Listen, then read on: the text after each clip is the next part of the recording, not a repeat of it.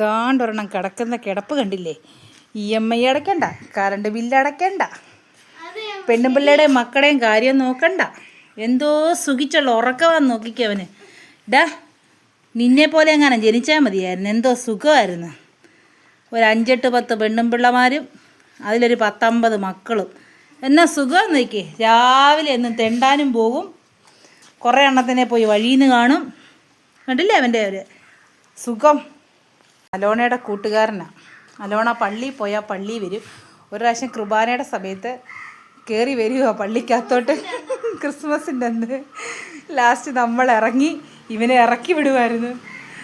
Path പോയാലും വരും. ഹെൽമെറ്റൊക്കെ ഇട്ട് പോവുകയാണെങ്കിൽ നമ്മുടെ പുറകെ, നമ്മളിപ്പോൾ മണിമലയ്ക്ക് ചെന്നാലും അവിടെ വരും അവൻ.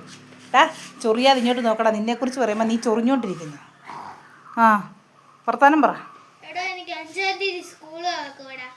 സ്കൂളിൽ പോകണ്ട, പഠിക്കണ്ട, അവർക്ക് ചെയ്യണ്ട, മാത്സ് പഠിക്കണ്ട, ഇംഗ്ലീഷ് പഠിക്കണ്ട, ഒന്നും പഠിക്കണ്ട, ഇങ്ങനെ കിടന്നുറങ്ങിയോ?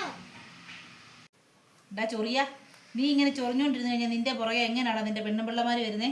എനിക്ക് ചൊറിഞ്ഞോണ്ടിരിക്കാനേ നേരമുള്ളല്ലോ. ഇതാണ് അവൻ്റെ കുഞ്ഞ്, രായപ്പൻ്റെ സന്തതിയാണിത്, അപ്പനും മോനും. ഇതും കൂടെ എപ്പം നോക്കിയാലും കടിപിടിയും. അപ്പനും മോനുമാണെന്നുള്ളൊരു ചിന്ത പോലും ഇല്ല. രണ്ടും കൂടെ അങ്ങ് തുടങ്ങും തിന്നാൻ വഴക്ക്.